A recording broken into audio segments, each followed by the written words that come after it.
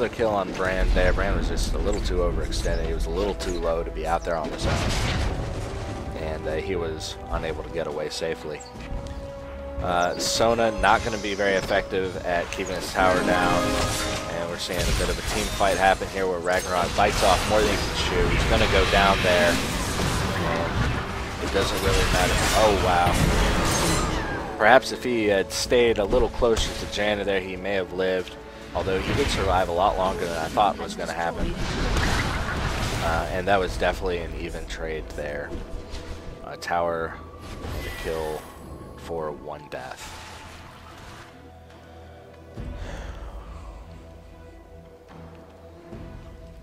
Team SYN BYN splitting up again.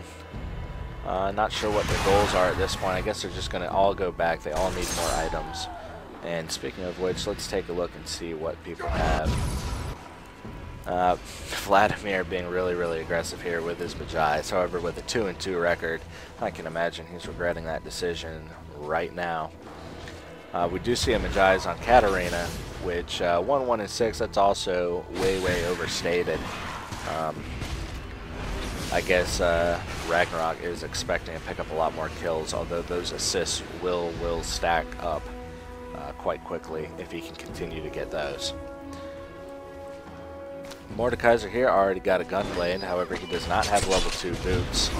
So if he finds himself out of position even a little bit, he could pay for that.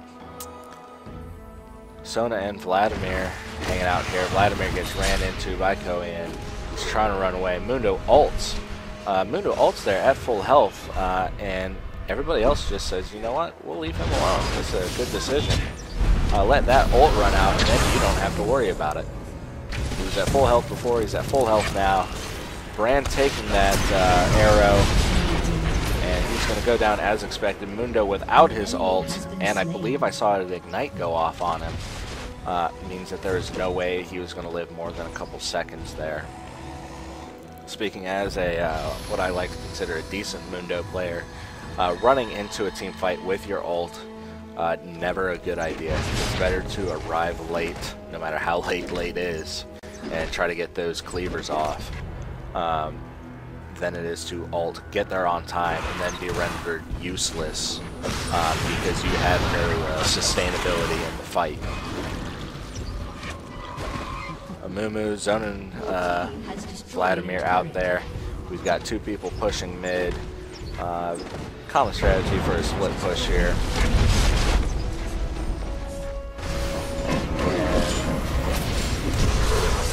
Koian, like I said, out of position, a little too slow. Finds himself biting off more than he can chew there. Goes down. And loses that killing spree bonus gold, which while it isn't as punishing as it used to be with the recent patch updates, it certainly will help Deadreich there. Although I imagine they would have preferred the penny on Brand. Koian says it's worth it, and since he said it in chat, that makes it true. It's never worth it unless you actually spell it out like that. Another CV right here, and we're going to see Team SYN BYN either force a team fight at Dragon or just take it. I'm going to go back and revise my previous statements about team fights at this point. The gold advantage is definitely so far in Team SYN BYN's favor. I believe they could be caught unawares right now and still come out on top.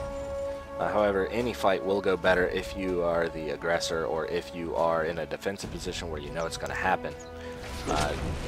So I can't really recommend that they go out alone or in small groups. They're going to want to stay grouped up here. They initiate on Dragon. Dragon's going to go down.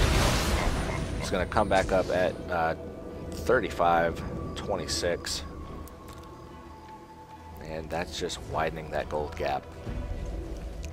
And it is way out there. Brand just finally broke 100 creep score, while even Amumu is approaching close to that point, and everybody else has damn near doubled.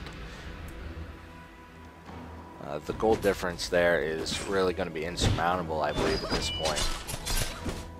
And know, I don't want to discount Team Screaming Eagles here, but it is going to take a hefty mistake on part of Team SYN BYN to give them the advantage. A mistake such as a one-on-one support battle there. As much as I would have loved to see that happen, Ortiz says, well, you know what, my team's elsewhere, and I don't know where the enemy team is, so I'm running away. Very, very wise. Somebody over there is going to pick up blue, and we may or may not see a team fight happen here at Baron. I would say it's definitely being Team SYN BYN's favor to force a fight here. They've got the ward up. They are invading the jungle. They're going to at least try to catch one person off guard and out of position. And were this my game and were I in charge, I would have backed up at that point and taken that. Grand going to go down there really, really fast, and we see everybody's popping ults all over the place. Too much to really keep track of here. Ragnarok being really aggressive on Brand. Ashe goes down to Irelia. However, it looks like that was another ace. So that was 4 for 1, and the only one who died was Carry. This may very well be good game. I wouldn't be surprised to see both of these Nexus turrets go down. Failed surrender vote on the part of Team Screaming Eagles. I imagine they're pretty upset. They feel like they just have no chance at this point, and I can feel for them. Were this not a tournament game, I would have been calling for a surrender myself. However, I really think for these in-house tournaments, keeping the game going till the very end, you always have something to learn. You can always hope to come out on top at least a little bit, or get maybe a revenge kill in. This is what I'm talking about. These are the kind of situations where you can come back. They made a mistake in staying too long and trying to get that last turret down, and so they just lost 2 members of their team. And had you surrendered at that point, you wouldn't have even the slimmest chance that you do now of coming back. Ashe looking like she wants to take them all on by herself. She's got the Phantom Dance of the Infinity Edge and the Banshee's Veil. She is, however, I believe outmatched in a 4-to-1 situation.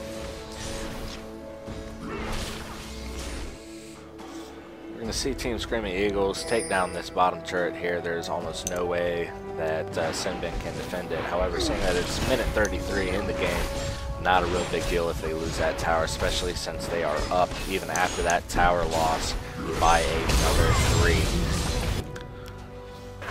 Ashe gonna go take on Vladimir one-on-one here, and with the Banshee's Veil, I would say that she has the advantage. Seeing how Vlad is just now picking up his Force of Nature and Blasting Wand right there. He just does not have the ability to shut Ashe down.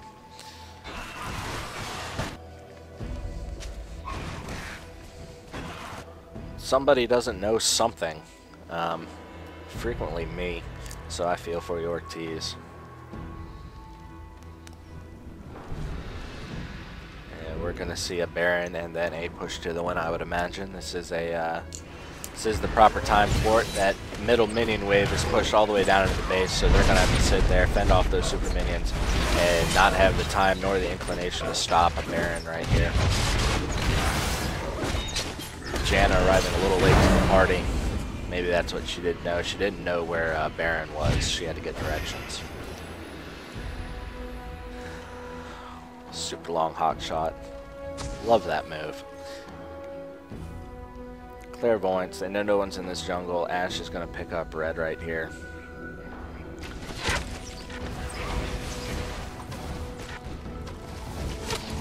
And they're going to come just flying out of this jungle. Looks like right in mid. They want to push through to the Nexus towers.